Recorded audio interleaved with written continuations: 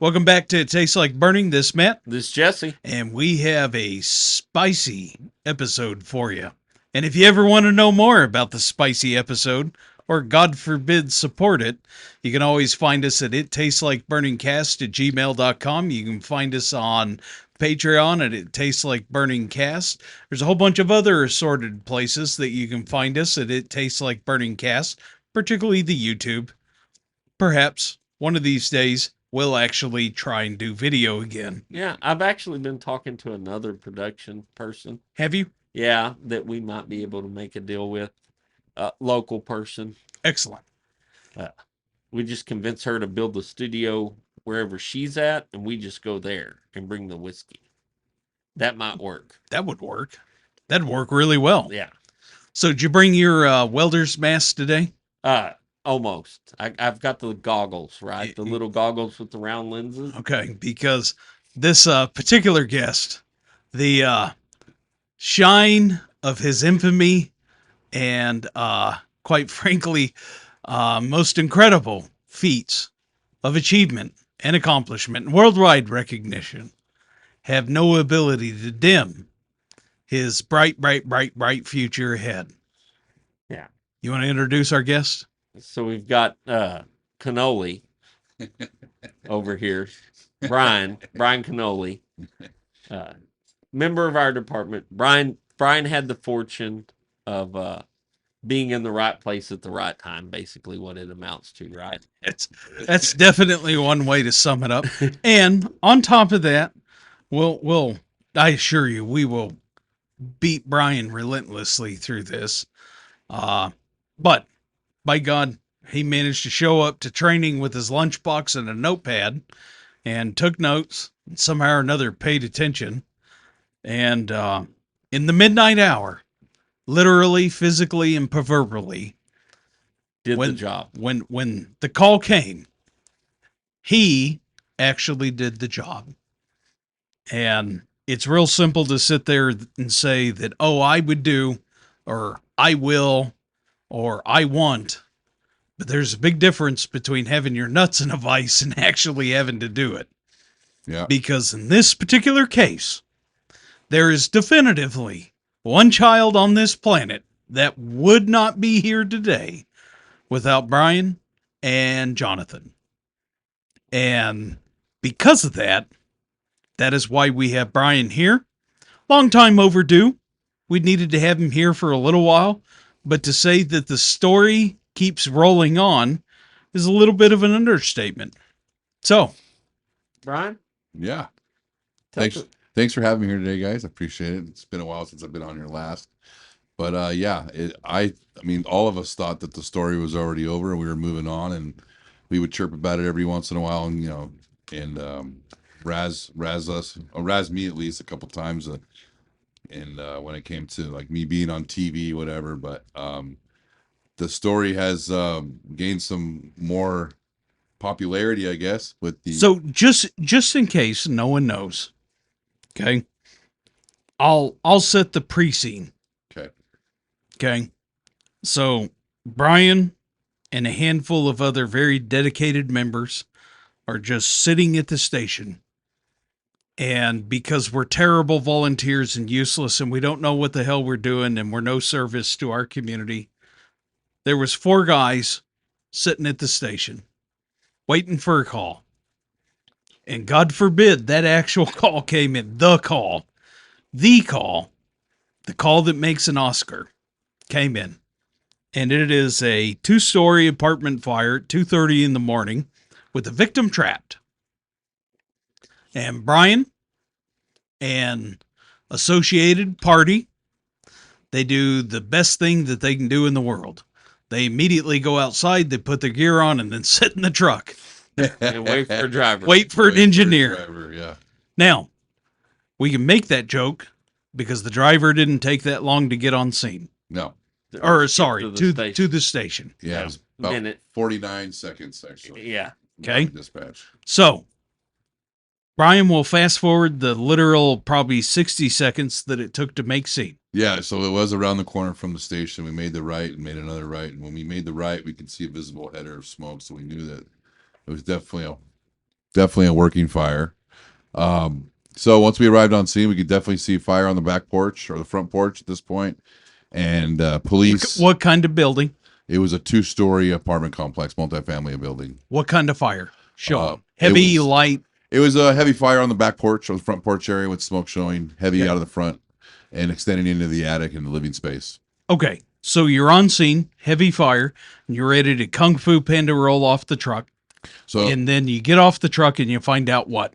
So I get off the truck and we immediately find out that there's a 2-year-old stuck on the second floor, unknown if it's still in that room or not.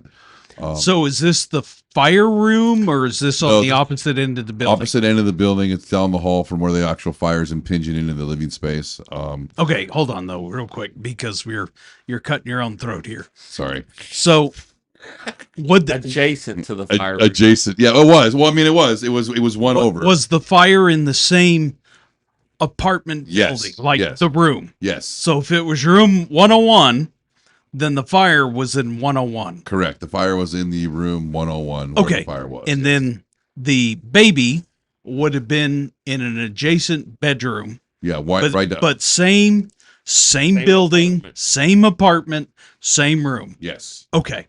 Yes. Go. Yes. So the baby was in the in the apartment where the fire was. And mass hysteria obviously was, mother screaming out in front of the building. We already have command staff on scene that had already taken command, along with city police, and I believe deputies from the highway patrol were there as well, along with the EMS captain, giving us direct orders of what window to make our access to. And we immediately grabbed a 24-foot extension ladder and implemented VEIS to that side window. John got ready a little faster than I did. He made his way up the window, broke the window, and I wasn't too far behind him. Now, something real important, John.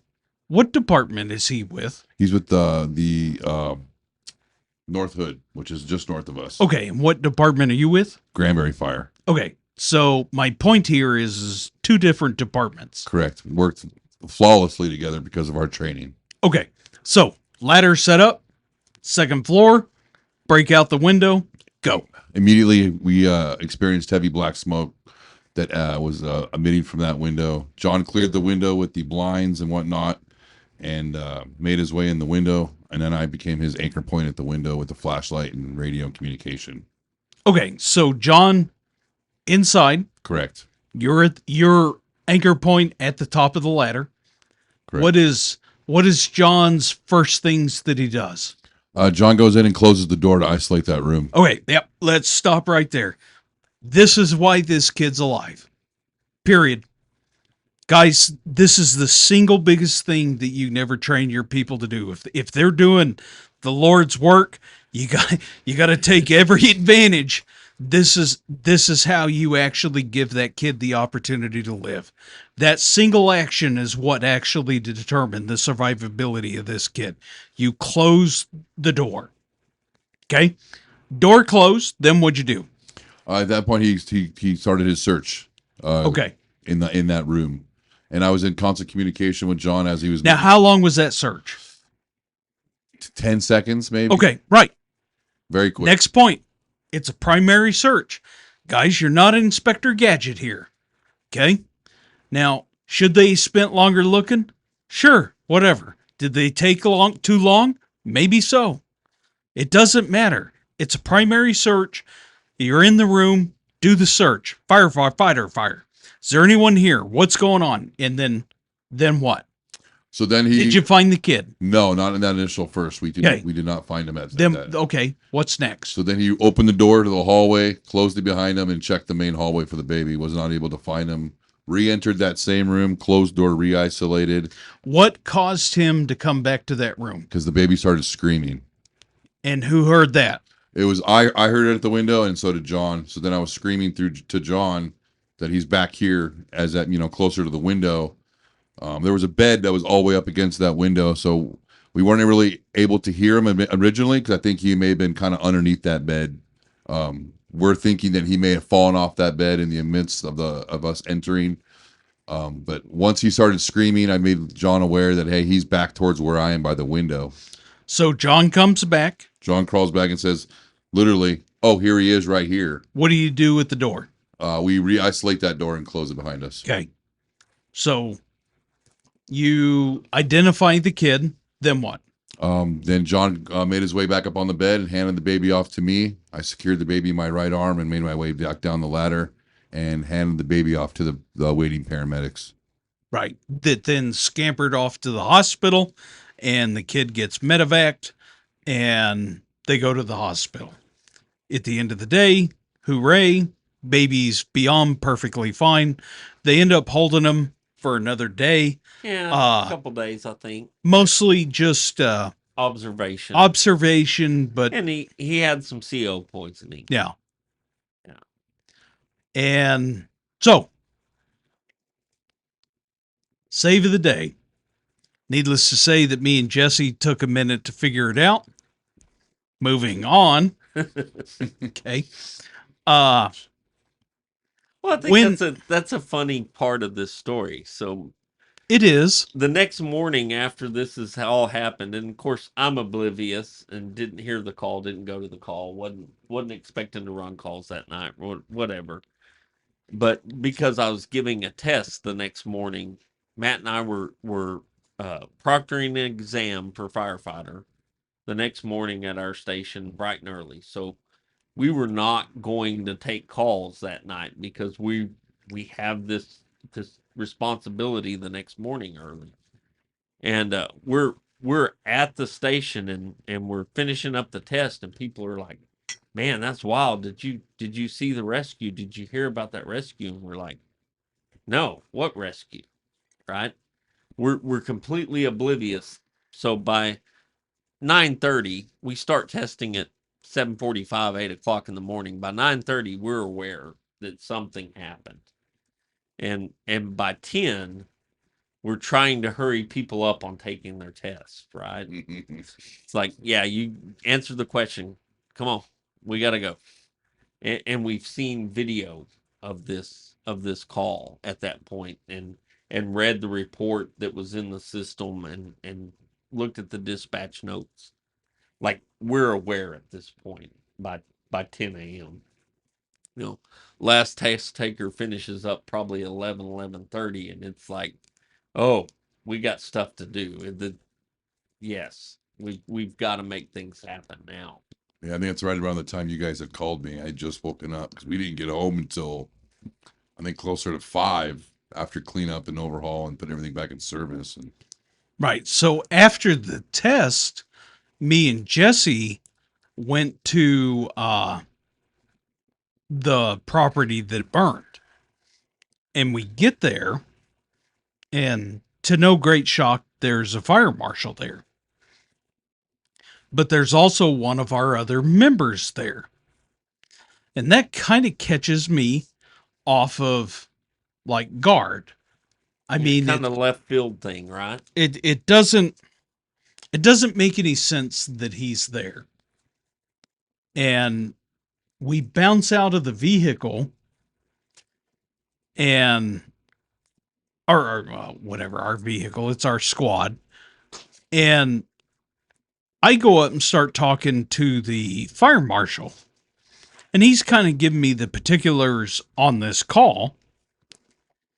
And the member that is there, it's our guy. He's on scene, and we kind of ask him, like, well, hey, why are you here? It's like, hey, literally, this is an investigation. Like, what the hell are you doing here? Yeah.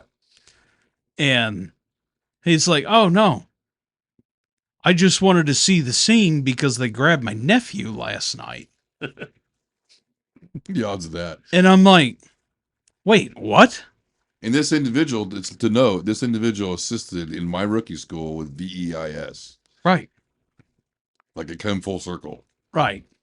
And, so he kind of tells us again, and this is, if there's a moral of the story beyond training on this, it's to realize that literally when the gift horse falls out of the air and lands on top of you, and realize, like, wait a minute. Okay, so we're a VFD. We did a 2-story VEIS successfully, and it's one of our members' nephews that got saved. It's like, oh. So me and Jesse end up talking kind of stupidly there for about half a minute. Because we kind of realized, like, there's a lot of awesome that just happened. And we need to move really quick on awesome. Because this is a hellacious story. On our organization, on our membership, just everything's there. And from there, I end up having to step off to the side and I pass it off to our kind of social media expert on the department. And he is damn good at social media. He really is. And okay, so the very first call I make is I learn there's a video. Right. Helmet cam. I get a helmet cam video sent to me. I don't even watch the whole thing.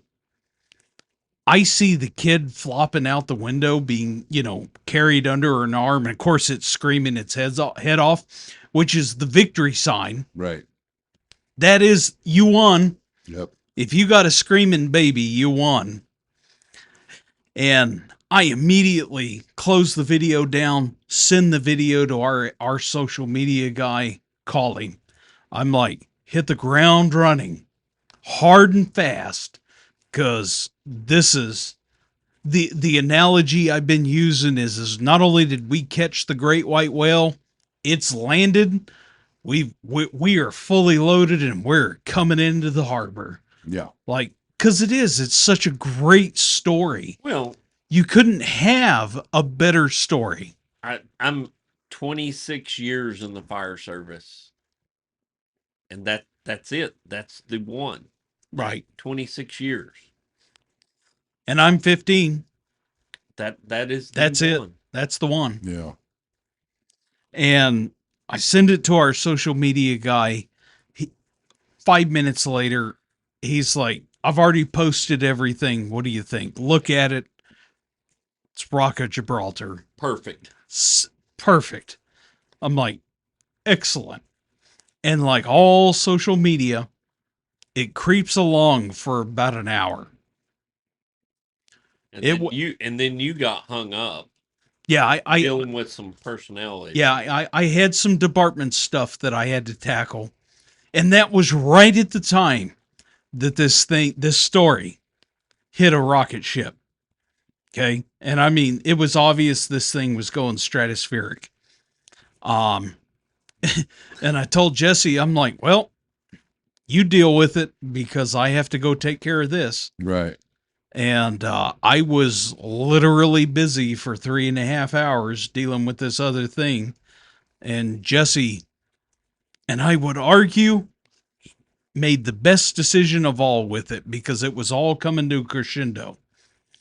What's the one thing that you decided out of the gate that was like brilliant on this? So the captain that happened to be in command of that scene that night actually has a background in like marketing and public stuff.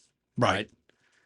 So instead of me becoming the spokesman for the department that for an incident I wasn't at, I just went to the guy that was actually in charge, that actually has a brain and can speak publicly. Right. And said, hey, take this and run with it. These people are fixing to call you. Yeah. And he does a phenomenal job. Right. Just banger out of the park. And of course, you got to understand, you got ABC, NBC, CBS, Fox, Telemundo, like every network in the United States. I mean, I wouldn't be surprised if PBS didn't pick this up, like NPR, like this story is being picked up everywhere Over the course of days. So I don't remember the timeline. When was it that when you interviewed with NBC Dallas, you and Jonathan? I think that was the next day. Okay. Yeah. I'm pretty sure, if not, because I think the fire was on a Saturday. I want to say maybe Monday afternoon, 3-4 o'clock. At the very At latest. the latest. And it could have been Sunday. You could have been Sunday afternoon. Okay. And so from a local perspective, we hit the DFW, Dallas Fort Worth market. That's a big market. Huge. Okay. You and Jonathan and our captain did the interview. Everything was fantastic. You guys were good. Local fanfare. Yeah. Okay. You go to commissioner's court, you go to city council, life-saving awards galore. Hooray. Same time you end up going international. Yeah. Because we know you ended up in Asia, Australia, Europe. The BBC, I think it was. Yep. Yeah. And Australia. Sky News Australia. Sky News Australia. And South Korea and Japan also picked up the story. Yeah. And just two volunteers that are just doing it for the love of taking care of the common good of the citizens of the county and the city. And yeah, I truly mean this when I say it. Our local schmuck VFD, and I do mean that. Okay. And, I mean, to note, I don't know if you guys realize this, but at 12:30 that afternoon, the day of the fire, I completed my firefighter 1 and 2 and was given my shield. Right. So 12 hours earlier, I just completed all my training. Yeah. No. We'll go down that rabbit hole real quick because that's an important part of this story. You had been on the department less than a year and a half, right? Yeah. Just kind of wrapping up your training. Right. Your other counterparts, and I'm not saying their name because we don't know. I mean, I realistically don't want to leave somebody out by accident. Well, I know the people. We don't have permission to say them. Right. And I don't want to undercut them. Here's my point. You were the senior guy on the truck. Right. Okay. Aside from my driver, from the captain that was driving. Right. Aside from my driver, I was a senior man. And here's the other really, really cool part of this story. And no one will ever know or understand this part of the story. So you guys in North Hood County and Engine 26 show up at the same time. Within seconds of each other. Okay. You are assigned to the crew of rescue. There's another crew that's assigned to fire attack. There's another crew that's assigned to water supply. Okay. And all of this happens at the same time. Very well orchestrated. So while the rescue's going on, the fire attack's going on. While the fire attack's going on, water supply's being established. And then on top of all that, command is being established. All of this happens, and I'll go really long, 2.5 minutes. Yeah, less than that. 30 seconds. I think from the minute we pulled up to the time we pulled the baby out, I think we estimated maybe 2.5, 3 minutes. Yeah. I mean, for us, everything was going in very slow motion. You know, it was very, I don't know the word. It seemed like forever. Yeah, right? it took us. Yeah, it seemed like forever. And you look back at it now. I mean, I've watched the video 1,000 times or more. It was quick. It went very fast. And you don't realize that you do it in training. You do it 100 times, and then it's like, okay, then it's over, and it's all scenario based, and you can walk away from it. But when you actually put all that together, well, just the concept of time slows down in those instances, right? yeah. I can remember driving up on a wreck one time, and I'm 15 minutes plus or minus either way to the nearest fire department, called this wreck in, and it seemed like it took an hour for the first truck to arrive. Well, no, it took like 15 minutes because I'm 15 minutes away. Right. Right. And it's just that perception of time, just it morphs and it warps, and your mind is moving at a different, like everything is laser focused, and you're concentrating on your training, and the next step and the next step, and it's just your hand reaches out there for the next thing you're supposed to do, and it's right there at hand, and it skews your perception of what it actually is. So that 3 minutes seemed like probably half an hour. Right. Yeah. Definitely an adrenaline dump for sure. Yeah. And then once that the rescue's completed, now we went into, okay, now we got to start doing, suppression and overhaul and just, going to work, and you just kind of keep moving forward. And, definitely want to, highlight the crews did a really good job on that engine, both engine crews that night, engine 1 and engine 26, everybody did what they were supposed to do. And where they were standing and doing what they where they were supposed to be at that point, and it all went really well, So, and that's not even the end of how many. I mean, there was ladder companies and more engines, right? And support trucks revived, and like a lot of stuff came minutes later. But again, that felt forever. That took forever to get there. But the time that we went in, got the baby out of the window. When I came down off the ladder, handed them off, and then made my way back to engine 1 to rehab real quick. Fire was already out, and they're already starting to do overhaul from the exterior and moving inside and doing a primary all clear for the rest of the building. Yeah, right. And you have no clue on the status of the kid. All we knew is he was screaming when I handed him off to the paramedic captain, and they were going to put him on a helicopter, and that's all we knew for several hours. I mean, probably not till I talked to the uncle at about 5 a.m. that he was alert and oriented at the hospital.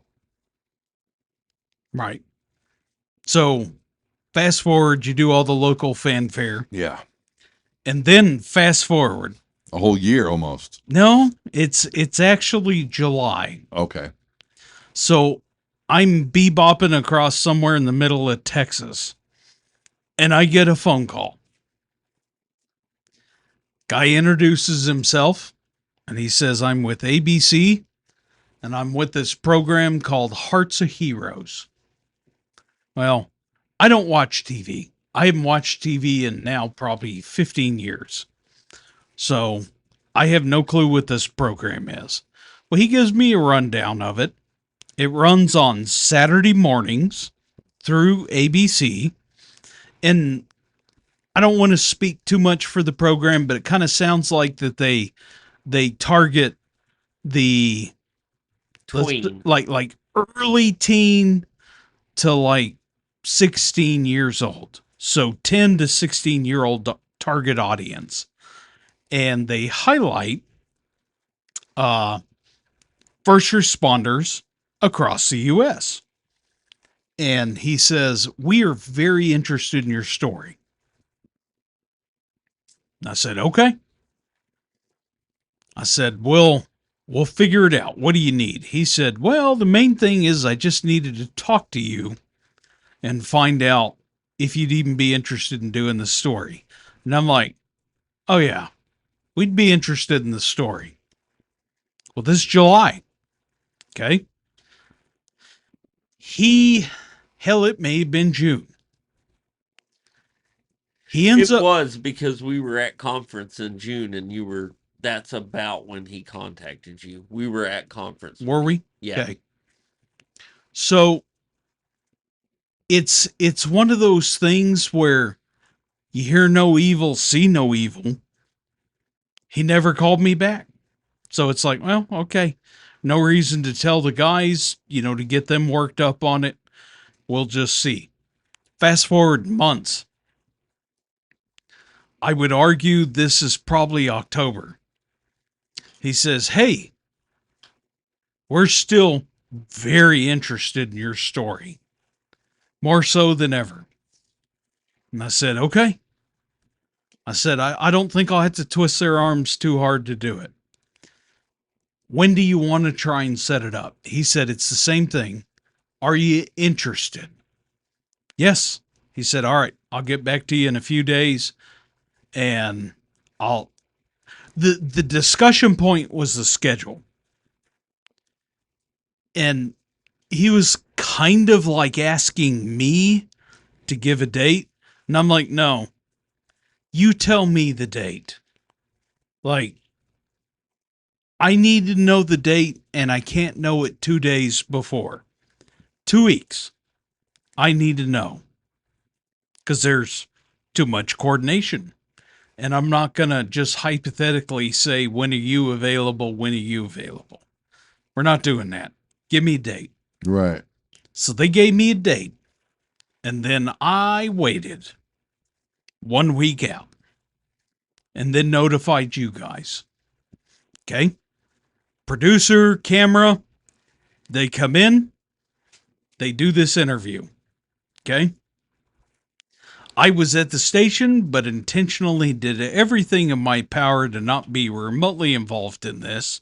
Well, it's not your story. No. Oh, let's actually go down the rabbit hole on this real quick, just for a second. Let me tell you something. If your guys do the rescue, and particularly in my case, because I wasn't on scene, Don't interject yourself in this story. This is their story. Take satisfaction in the fact that they did a fantastic job. Take satisfaction in the fact that your training that you offer to the county aided in the successful rescue of this baby. It's not your story. That's the satisfaction you get. Yeah. Own it. Enjoy that part. That your guys are getting praised. Your guys are getting the limelight. It's their story. It's their moment. They did it. Stay out of their way.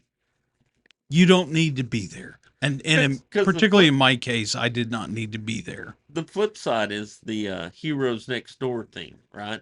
Right. Where you and I took an active role in that, right? Because that is our story. Right. Right? Yeah.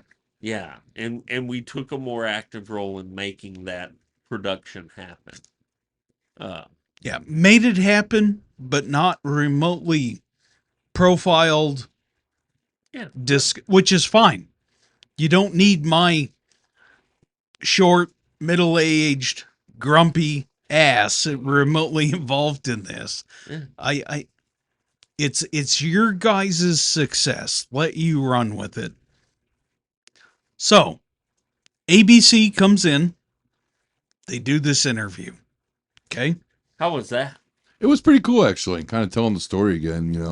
They want to know what, how we ran things and how the night went, and pretty much in detail we told what happened, and it was pretty cool, actually. Pretty cool experience. It was a little different than when we did the live news broadcast. Oh, it's a longer format. Yeah, and it's like I can make mistakes and they can come back and and then just edit it over and worked in it. He was just kind of asking me questions and coaching me as I went through, and but it was cool to kind of experience, relive the night again, because I constantly think about it. It's just kind of cool that we're putting a story out there for others to experience in the country. So that interview was on a Monday. Okay. In fact, this previous Monday. Right. In relation to this timeline of this podcast, today is Friday. Today is Friday. Yeah. Okay. That interview was on a Monday. And I literally thought, I'm like, yep, all done. Yeah. Okay. Yeah. That's finally the end of this crap. Right. Finally closed it. And then I got a call yesterday I just happened to finish my work day. It was like 5 o'clock. I was at the fire station, and the producer, and shame on me, I can't remember his last name. His first name's Chuck. He calls me, and I mean fires one off the bow. And what he tells me is, he says, can you reach out to everyone and see if they can be in New York City on Tuesday morning I'm not going to say the show, because I don't know if I can. Right. Needless to say, it's a very major news. You can. I think so, right? Yeah, it's a done deal. Their flights are booked. You can. Yeah. It's not like we're going to air. Yeah. Yeah. Okay, it's Fox and Friends. Yeah. Okay. Sorry, Fox. Please don't sue us for $1 trillion. Okay. Like, we're trying to boost viewership. Right. Yeah. Get it out to the viewers. So the producer calls me and he says, hey, what are the chances that you can get all these people in New York on Tuesday morning? And I'm like, at my cost? Because that was the first question I asked. Right? I mean, I'm like, are you wanting me to pay? He's like, no. And I'm like, oh. yeah. I'm like, next question. Hotel? He's like, no, we'd cover that. Food? He's like, we'll cover most of that. And I'm like, oh. I said, it's probably 50-50. It's a touch short notice for people to fly across the country in 4 days. But I said, I'll call him.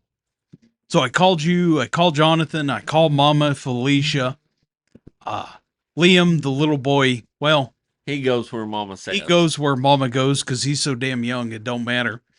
And then the uncle, he's an important part of this story, Dakota. And because the one thing that we didn't really emphasize, I mean, we just talked about it, but we didn't emphasize it, is that Dakota, who's on the department, longtime member, Brian and Jonathan saved his nephew. So, and Dakota at the time was a training lieutenant. right. Trained me in how to do VEIS. And he helped train Jonathan. And John, it really came full circle for the both of us. That came out in the interview, right? I believe, yes. Okay. Yes, I made sure that came out. Because I transitioned, like, the funny thing is, this guy was a training lieutenant in my rookie school and helped train John and I to do VEIS. And we go and, utilize that tactic to save his nephew. Right. And by the way, pro tip, Brian, if any chance you can just squeak that in there Tuesday morning, because I'd be shocked if you don't get interviewed. Make sure that you add that. Yeah. Like, because don't forget, there's always the movie. Right. The movie. Yeah. And I have some bad news for you. You won't be starring in the movie. Probably a Danny DeVito step in. Danny DeVito. It's been a very, very humbling experience. I got a 2-year-old at home. It's just one of those things that you don't think about. We do all this training. We go to these calls, and you can do 100 fires in a year. You could do 100 fires in a month, and this probably will never happen. Yeah, there's and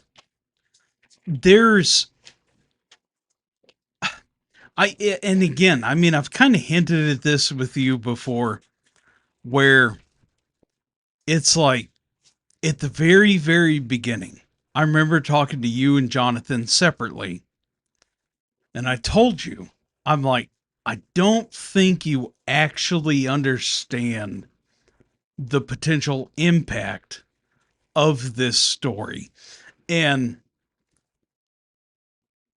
the perspective I was giving you was just my own.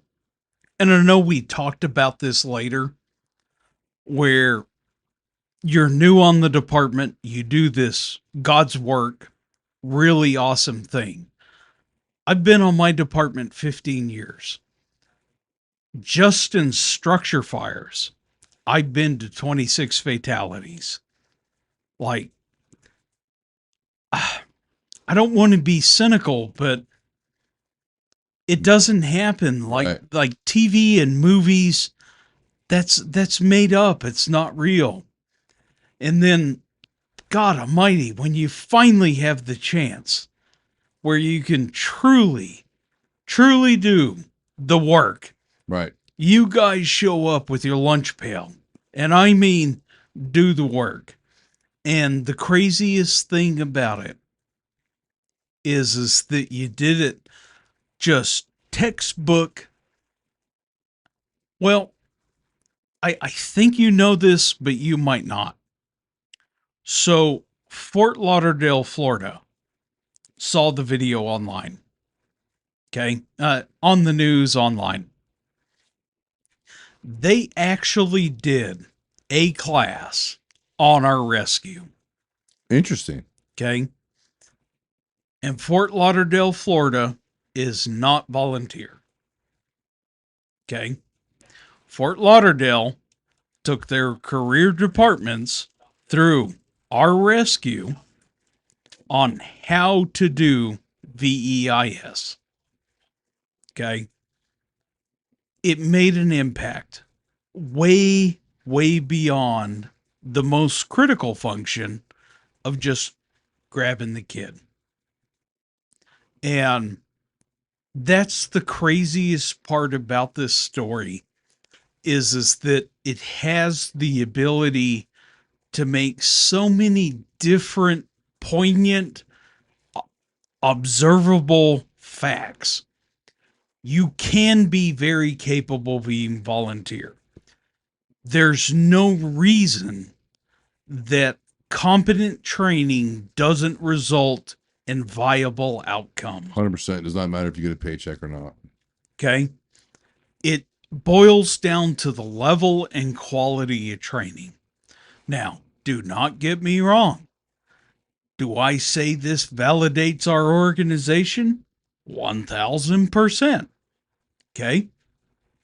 But at the end of the day, none of that matters, because at the end of the day, that kid lived. Right.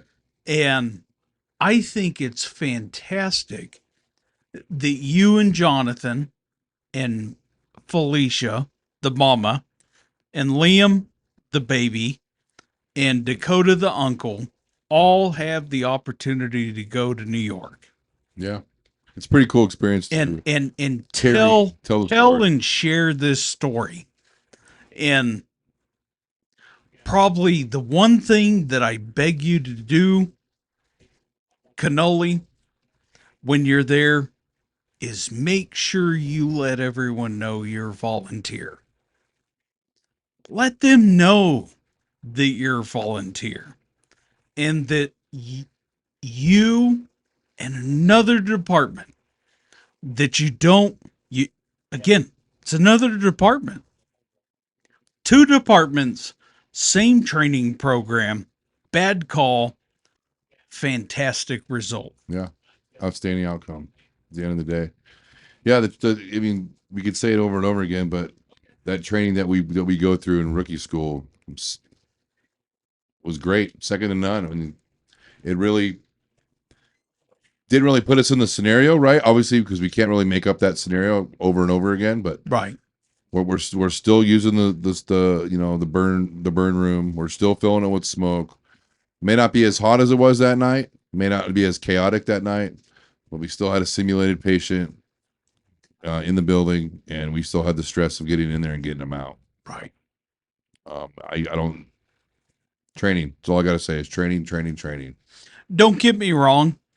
Because I'll lead the charge on relentlessly making fun of you for this and all your TV appearances. And like I said, the soon to be, I swear to Christ, if you get an Oscar winning movie, he may get that from the other movie he was in too. Right, yeah. I was in another movie that they had filmed, which took off because of our rescue. The Granbury Fire Department took center stage on this whole deal, and it helped kind of project this movie to where it ended up doing really well. I will add as a quick side note, if you ever have the opportunity of a movie to be shot at your station, don't. Yeah, it was very unequivocally turn that down. Very chaotic. It's stressful. A terrible idea. Don't do that. It was a lot of work. I absolutely hated that. A lot of long days. And I'm saying not just 12-hour days, 20-plus hour days, multiple 20-plus hour days. And, well, my whole thing was it was kind of hampered to our mission, right? Our mission is not be a film studio. Our mission is public safety. Our fire station turned into a sound studio overnight. Yeah. To say the least. And hampered public safety. Right. Response times. We have other stations, and it's not the end of the world where we can just send folks out of somewhere else. But still, it was kind of a pain in the ass. It was a pain in the ass. There's a fantastic story that Brian probably doesn't know the back end of this story. So while we were shooting the movie, it was one of those long days, Brian was sitting in the cab of the truck, and we were literally over there rocking the cab of the truck while it's parked in the station, pretending that they're responding to a call. And I am whispering to Brian, I absolutely piss off the sound guy. I do remember that. I do. Okay. I mean, piss off the sound guy to the point of after they're done shooting, someone comes up and says something to me. And I'm like, I need you to understand something. I am the fucking chief of this organization. And if I want to kick you out of this building at any time I feel it's appropriate, you will leave. So if I feel like screwing with someone for 3 minutes, I don't care. Right. Take that into account before you ever come to me with another complaint. Because, Jesus, no. Yeah, you're breaking the monotony. We've been sitting in that fire truck, I think, for 4 hours for one shot. Right. We were just sitting in there and fully punked out in our gear. Yeah. The moment for me was when they were like, "Oh yeah, no, this truck's got to stay here," and I'm like, "No, it doesn't. No, it doesn't. We get something in the city, Like, we're leaving." If this truck needs to leave, you guys need to reschedule because Yeah. this truck's going to leave. Yeah. Like, I'm gonna do what I can to not make that happen, but let me assure you, if it needs to leave, you need to reschedule. I don't care. Yeah. Again, a huge burden within the department. Oh, it was a disaster. Yeah. I mean, it put us, when it was all said and done. I think part of it too was that was such a low budget movie.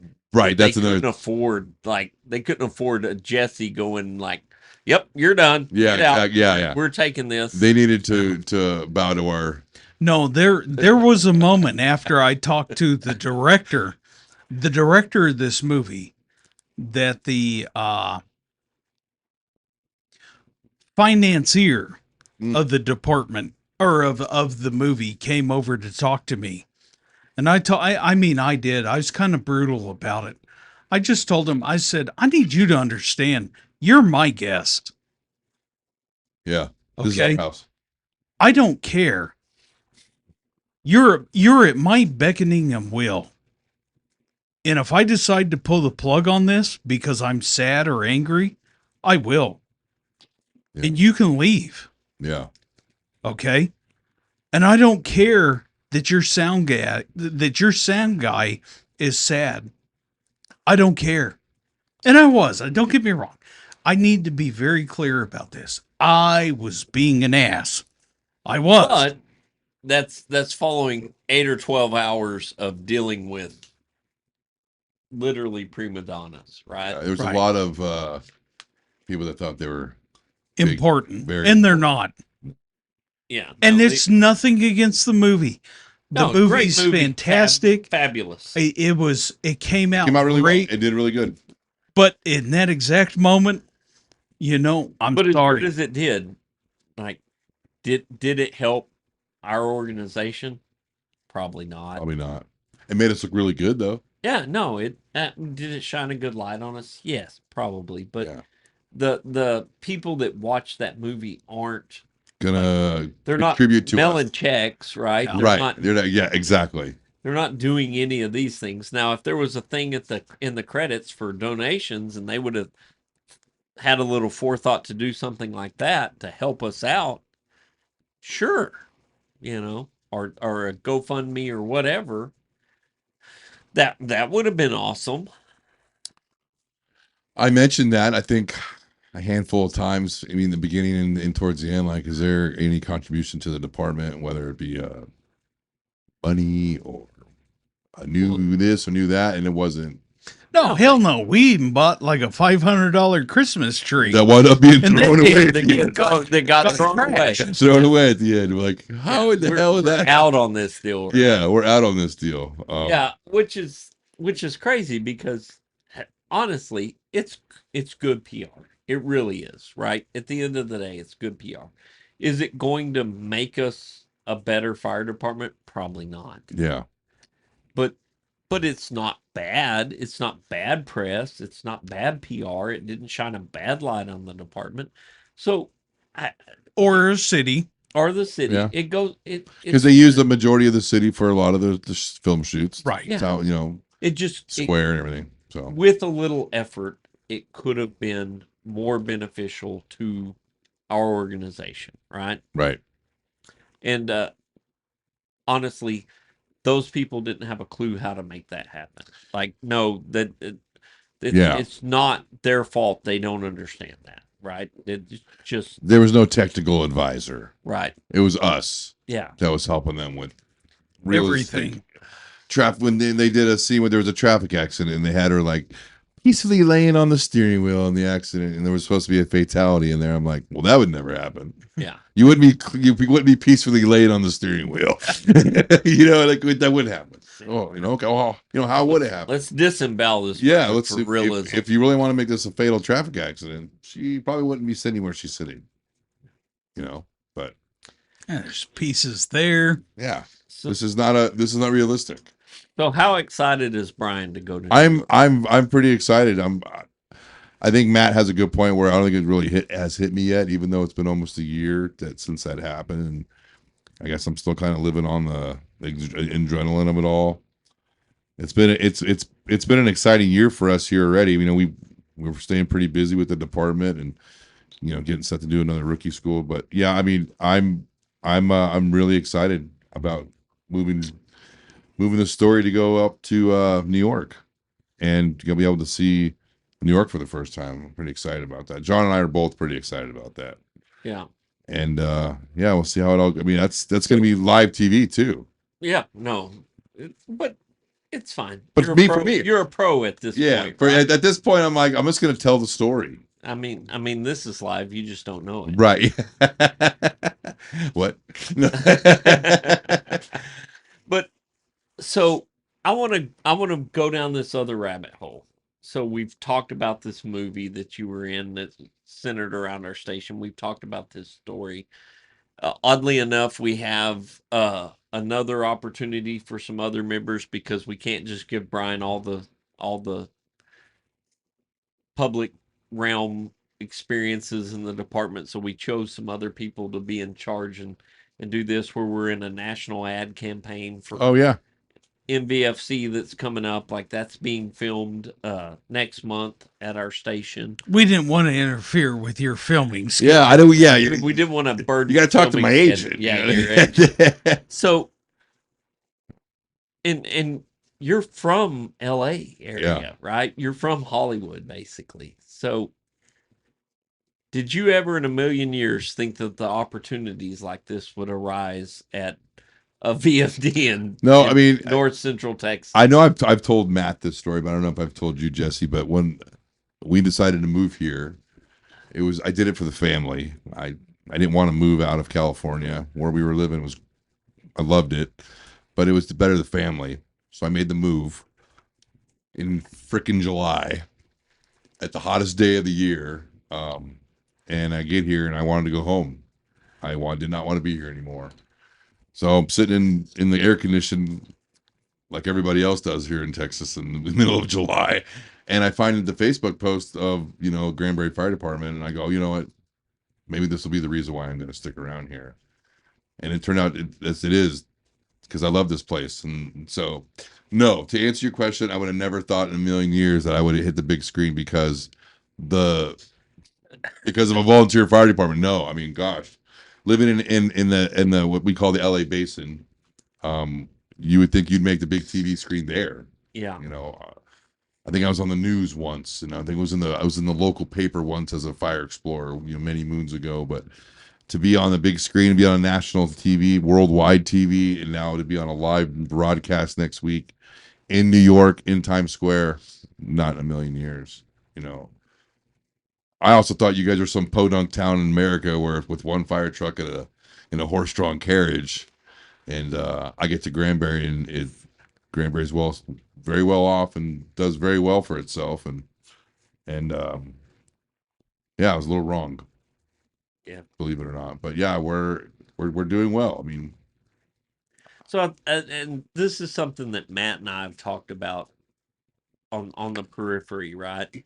The opportunities that are extended to the members of our department, and not just these kind of opportunities, right? Not just the please no one join us and expect this just to be be in a the movie, outcome. Yeah. right? No. This is not an everyday But thing. just the general opportunities that are extended to the members of this department in life, in education, in careers for the future, in public realm, and just the whole gamut of the opportunities. I really think the sky's the limit, right? Granbury is an outstanding stepping stone to come through. You guys can contest. We have several members that have come through our ranks and files that are now career professional firefighters, paramedics, captains. I think, and they're all going to be on their way to chief officer positions later on in their career. And God, I hope so. And it all stems from Granbury, whether it be their training or just the way we structure things here to set you up for success. But there's a huge history, Yeah, of that same thing, right? Of the Granbury member going to a career somewhere and making their way to chief officer. There's a long-standing history of that with this organization in this town for many decades, right? Oh yeah, no, I mean, we have multiple members for, when I say smaller, understand I'm talking 150, 250 person firefighter departments from our department, started as volunteer, moved off to their career, and became chief or assistant chief. We had a volunteer here way before me that hit assistant chief at Fort Worth. Multiple of the other positions.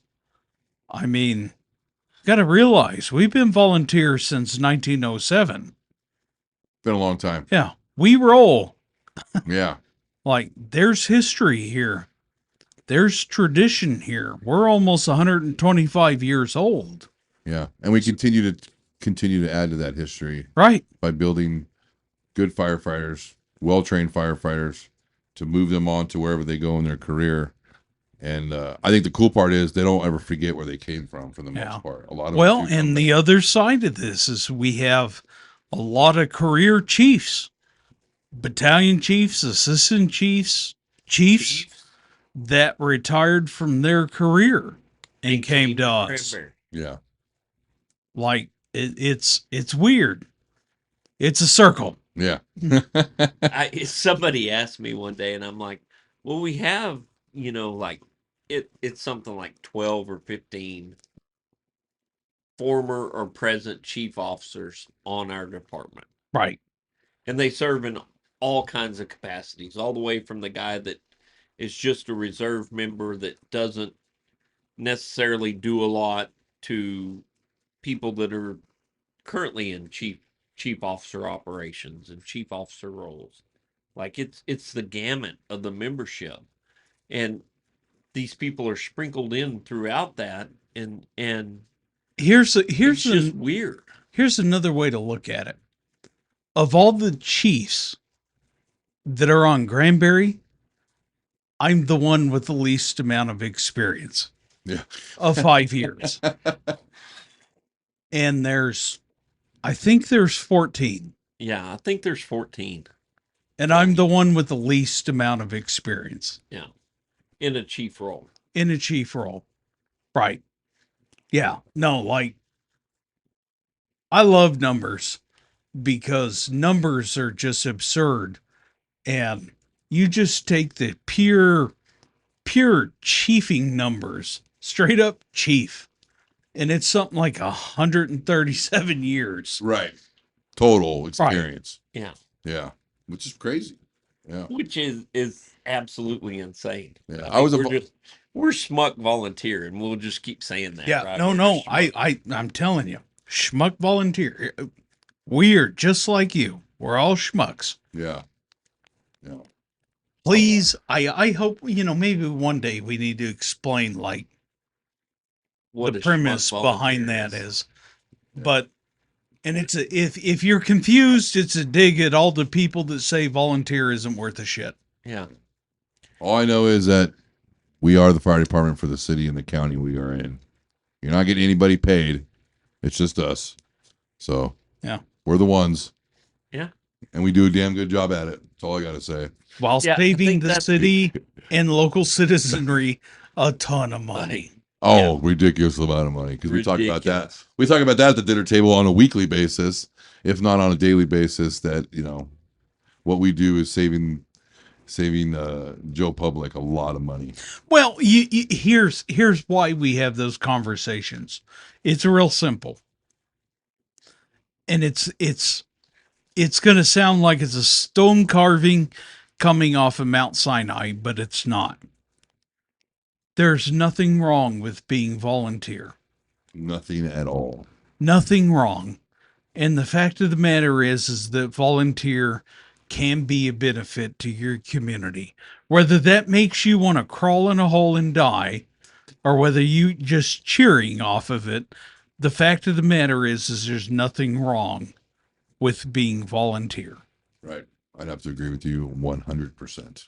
So I've done a lot of thinking about that, and what makes a good volunteer department, and what makes a bad volunteer department, or what makes a less adequate volunteer fire department. In my mind, pushing the ball forward. So you're always trying to better. You're always trying to do more. You're always trying to improve the level of service, improve the response times, improve everything you can improve. You're always working to improve it.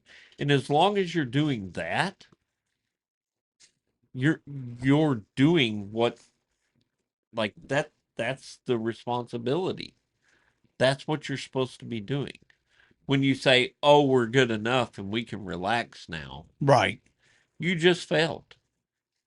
And I think Granbury has always pushed the model and pushed the envelope to improve response times, improve response, improve training, improve capabilities, improve, right? Well, for us, it's really hard as a volunteer organization that takes great pride in being volunteer and making the argument that volunteer is the answer. Because at the end of the day, you need some sort of litmus test, validation, accreditation. You have to be able to have the Constitution to back up what you're saying. Right. And the fact of the matter is that this rescue did that. Yeah, no, it's a shining example of what can be achieved through diligent efforts and hard work and dedication. Yep. Yeah. And what these guys don't realize when they did this rescue, that answered the question. You're a fool to look for any other option. Yep. You're a fool. And that's the craziest part about it. Now, we could continue to ramble on for hours and hours. I notice Brian's cannolis over here checking his phone. I'm pretty sure he's got a kid to pick up here like 20 minutes ago. Yeah. So, Jesse, what else do you have? I think we covered it pretty in depth.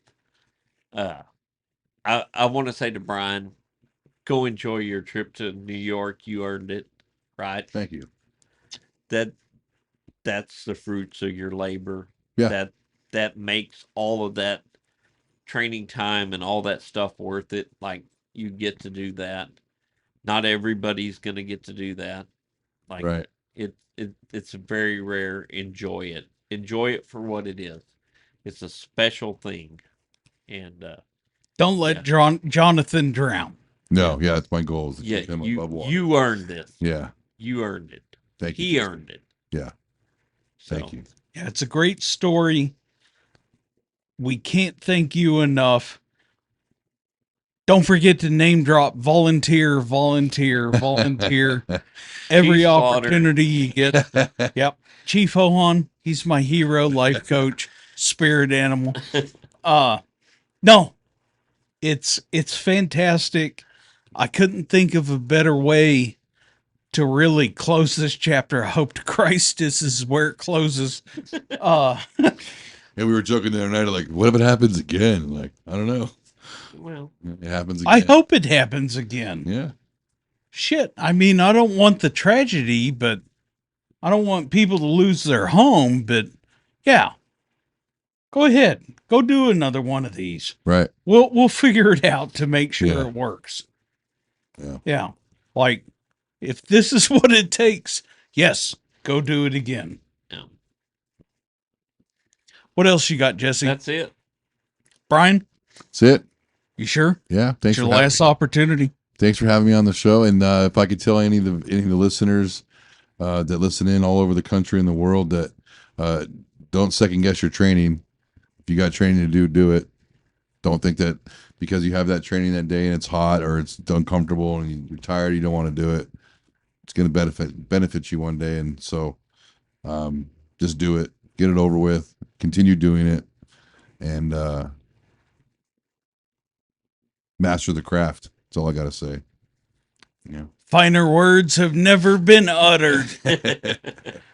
So, if you ever have questions or autographs or tour dates for Brian or Jonathan, you can always reach out to ittasteslikeburningcast at gmail.com. You can find us on Patreon. We'd always appreciate your support there. You can find us on YouTube at It Tastes Like Burning Cast. And don't forget merch. Oh, yes. Yeah, there's merch in the store there. The link's in the description.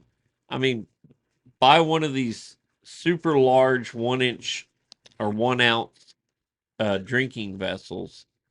Like, they're superb. They're awesome. Go hit the merch store, buy some stuff.